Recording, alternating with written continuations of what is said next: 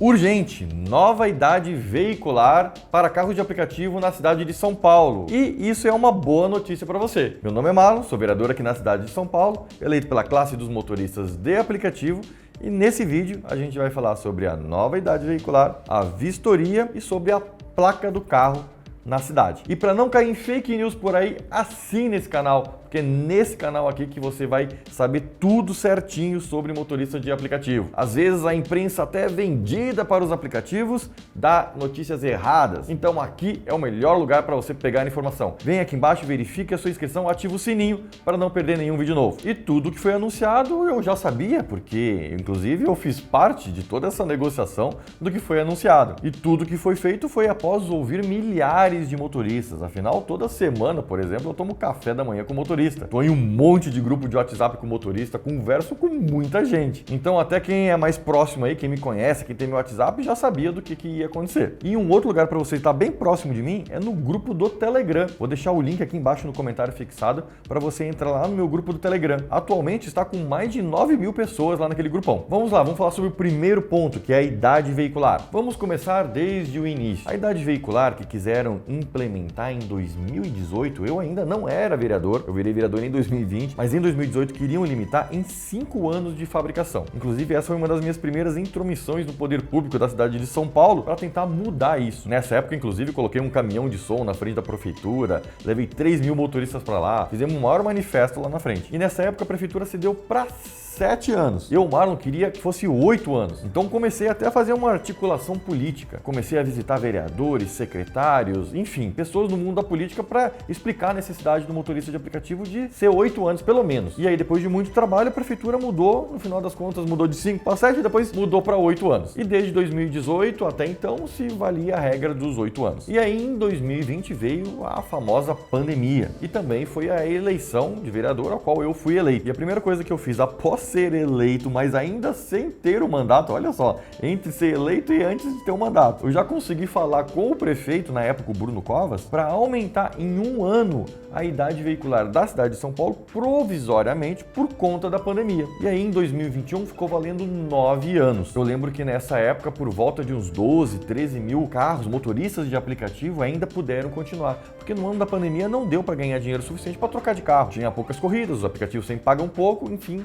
não dava para trocar de carro. Veio o ano de 2021 e a pandemia ainda continuou. E no final de 2021, conseguimos prorrogar também para 9 anos modelo, ao invés de 9 anos fabricação, 9 anos modelo, o que dá para alguns carros 10 anos de fabricação. E aí no ano de 2022, esse ano, carros com 10 anos de fabricação conseguiram ainda rodar na cidade de São Paulo. Lembrando que todas essas alterações de 9 anos modelo, 10 anos de fabricação, era tudo provisórias, era por causa da pandemia. Agora, com o final da pandemia, voltaria para o ano de 2023 os 8 anos de fabricação normais. Então, desde a metade do ano, mais ou menos, muitos motoristas vinham falar comigo, mano, vai prorrogar a idade veicular para 2023, coloca 10 anos, muita gente está me pedindo isso, o que eu acho justo. Por outro lado, na CPI dos aplicativos, já foi constatado que tem muitos carros sem manutenção nas ruas de São Paulo. E isso não é culpa do motorista, isso é culpa dos aplicativos, da Uber, da 99, que pagam pouco por motorista, que ficam com 50% de taxa, e aí o motorista não tem dinheiro para fazer a manutenção do carro. Entre fazer a manutenção do carro e colocar comida dentro de casa, lógico que o motorista vai colocar comida dentro de casa.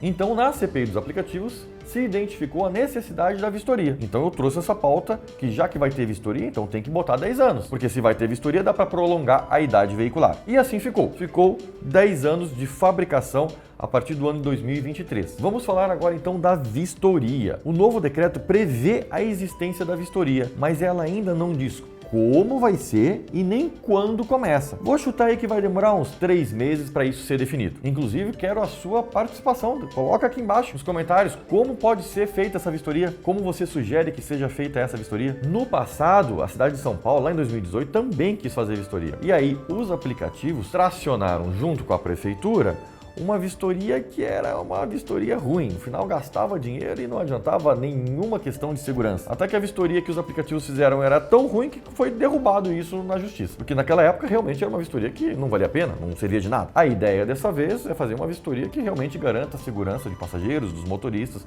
do trânsito em geral. E talvez você esteja se perguntando, mas o que eu vou ganhar com isso, com a vistoria? Só essa questão da segurança? E aí que vem o pulo do gato. A vistoria é um primeiro passo para profissionalização. Muita gente, por exemplo, quer é os benefícios dos táxis, né?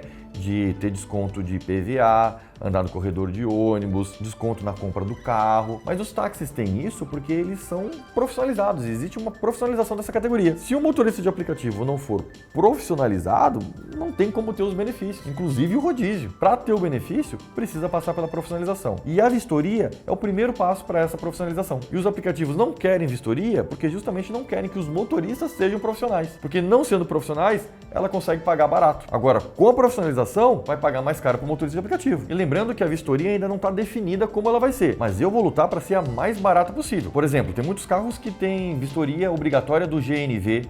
Essa vistoria, que já é obrigatória do GNV, eu entendo que ela já tem que ser válida também para carro de aplicativo. O motorista não vai precisar fazer duas vistorias, pelo menos aqueles que já têm GNV. Vamos agora para o terceiro item, que é a placa do carro, a tal da cidade da placa. Voltando lá em 2018, novamente, foi definido em 2018 que os carros que fossem trabalhar no município de São Paulo teriam que ter o emplacamento feito na cidade de São Paulo. E isso, na época, era muito ruim, porque tem muito motorista que mora em Osasco, que mora em Diadema, que mora em São Bernardo, Santo André, enfim, que mora em outras cidades, mas vem trabalhar aqui em São Paulo. Aí, por essa regra feita lá em 2018, isso era ruim. O decreto novo justamente corrige isso, permite que todos os motoristas de todas as cidades trabalhem livremente na cidade de São Paulo. O decreto diz que carros de pessoas particulares são licenciadas onde a pessoa mora. Ou seja, se o cara mora em Osasco, o carro é licenciado em Osasco, mas pode trabalhar em São Paulo. Se o cara mora em Mogi das Cruzes, o carro é licenciado em Mogi das Cruzes, como é assim, o licenciamento do Detran já é assim, mas o cara pode ser licenciado em Mogi das Cruzes e trabalhar em São Paulo, ficando livre para todo mundo. Agora vamos para os carros de locadora. Aqui tem um ponto de atenção. Pelo novo decreto, os carros de locadora, este sim, tem que ser emplacado na cidade de São Paulo, mas isso não é um problema. Deixa eu te explicar. Tem muitos carros de locadora que no passado